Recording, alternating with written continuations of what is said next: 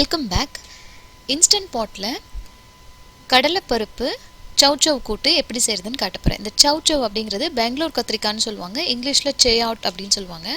ரொம்ப ஹெல்தியானது. நீங்கள் காய் நறுக்க ஆரம்பிக்கும் போது உங்கள் கடலைப்பருப்பை வந்து தண்ணியில் போட்டுட்டு ஸ்டார்ட் பண்ணுங்கள். இன்ஸ்டன்ட் பாட்டை சாட்டே மோட் ஆன் பண்ணிக்கோங்க. 1 டேபிள் ஸ்பூன் எண்ணெய், தேங்காய் எண்ணெயில் செஞ்சால் ரொம்ப நல்லாயிருக்கும். கடுகு, சீரகம், கருவேப்பிலை தாளிச்சுக்கோங்க. வேணுன்னா நீங்கள் பச்சை மிளகாவும் சேர்த்துக்கலாம். நான் இப்போ இதில் வெங்காயம் எதுவும் சேர்க்கல, டேரெக்டாக நம்ம நறுக்குன அந்த சவ்வை சேர்த்து நல்லா வதக்கிக்கோங்க. சவ் வந்து சீதளம் காயின்னு சொல்லுவாங்க, அதாவது ரொம்ப குளுமையாக இருக்கும், குளிர்ச்சி கொடுக்கும். ஸோ சிலருக்கு சளி பிடிக்கலாம். அப்படி இருக்கிறவங்க இதை வந்து நல்லா எண்ணெயில் ஒரு 2-3 மினிட்ஸ் நல்லா வதக்கிடுங்க. இப்போ காய் நல்லா வதங்கின உடனே நம்ம கடலைப்பருப்பு தண்ணியில் போட்டு வச்சுருக்கோம்ல, நான் 2 தடவை வாஷ் பண்ணிட்டு தான் தண்ணி ஊற்றி வச்சுருக்கேன். ஸோ அந்த தண்ணியோட அந்த பருப்பையும் சேர்த்துக்கோங்க. இப்போ இது நீங்கள் வந்து ஆனியன் கார்லிக் இல்லாமல் செய்யணும் அப்படின்னு நினச்சிங்கன்னா நீங்கள் அதை சேர்க்க வேண்டியதில்லை. பட் நான் இதில் ஒரு 4 பல் பூண்டு சேர்க்குறேன். தேவையான மஞ்சள் தூள் சேர்த்துக்கிறேன். இந்த டிஷ்க்கு தேவையான உப்பையும் ஆட் பண்ணிவிட்டு லிட்டு போட்டு க்ளோஸ் பண்ணிவிடுங்க. சாட்டே மோடை கேன்சல் பண்ணிவிட்டு இப்போ நான் 2 ஆப்ஷன் நான் உங்களுக்கு சொல்கிறேன். ஒன்று மல்டிக்ரெயின் டிஃபால்ட்டாக இருக்குது பாருங்கள், அது வந்து 15 மினிட்ஸ். ஆல்மோஸ்ட் எல்லா இன்ஸ்டன்ட் பாட்லேயுமே அது இருக்கும். அப்படி இல்லைனா மேனுவல் ஆப்ஷன், இல்லைனா ப்ரெஷர் குக் மோட். இதில் ஒரு 10 மினிட்ஸ் வச்சோம்னா போதும்.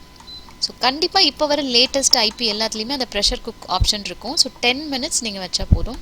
இன் பிட்வீனில் ஒரு 1/4 கப் அளவுக்கு தேங்காய், 1/2 ஸ்பூன் சீரகம், 1 பச்சை மிளகா, தண்ணி சேர்த்து நல்லா பேஸ்ட்டாக இப்போ நேச்சுரலாக ப்ரெஷர் ரிலீஸ் ஆகணும்னு வெயிட் பண்ணணும்னு அவசியம் இல்லை. லேட் ஆகுது அப்படின்னா நீங்களே ரிலீஸ் பண்ணிக்கோங்க. இப்போ நமக்கு சவ் கூட்டு ரெடி ஆகிடுச்சு. மறுபடியும் சாட்டே மோட் போட்டுக்கோங்க. மெயின் வந்து அந்த கடலைப்பருப்பு வேகணும், அதுதான் நமக்கு வேகிறதுக்கு லேட் ஆகும் இல்லையா. இங்கே பாருங்கள் 10 மினிட்ஸ்லேயே நல்லாவே குக் ஆகிருக்கு. பெருசாகவும் ஊற வைக்கல, நம்ம காய் நறுக்கும் போது தான் நம்ம ஊற வச்சோம். ஸோ ஒரு கொதி வந்த உடனே நம்ம அரைச்ச அந்த பேஸ்ட்டையும் ஆட் பண்ணிக்கலாம். நான் முன்ன சொன்ன மாதிரி வெங்காயமும் பூண்டும் வேண்டான்னு நினைக்கிறவங்க இதோட ஒரு கொதி வந்த உடனே ஆஃப் பண்ணிக்கலாம். ஆப்ஷனலாக வெங்காயம் வேணும்னு நினைக்கிறவங்க என்ன மாதிரி தனியாக கொஞ்சம் தேங்காய் எண்ணெயில் வந்து கொஞ்சம் கடுகு, உளுந்து, கருவேப்பிலை, உங்களுக்கு என்னென்ன தாளிப்பு வேணுமோ அதை சேர்த்து நான் வந்து சின்ன வெங்காயத்தை பொடியாக நறுக்கி நல்லா பொன்னிறமாக வர வரைக்கும் இந்த மாதிரி வதக்கி வச்சுருக்கேன். ஸோ இது இப்படி கடைசியாக ஆட் பண்ணும்போது அந்த வெங்காயத்தோட டேஸ்ட் வந்து ரொம்ப நல்லாயிருக்கும். ஆனியன் பிடிக்காதவங்க இந்த ஸ்டெப்பை வந்து நீங்கள் ஸ்கிப் பண்ணிக்கலாம். ஸோ அவ்வளோதான், நம்மளுடைய சவ் கடலைப்பருப்பு கூட்டு ரெடி ஆகிடுச்சு.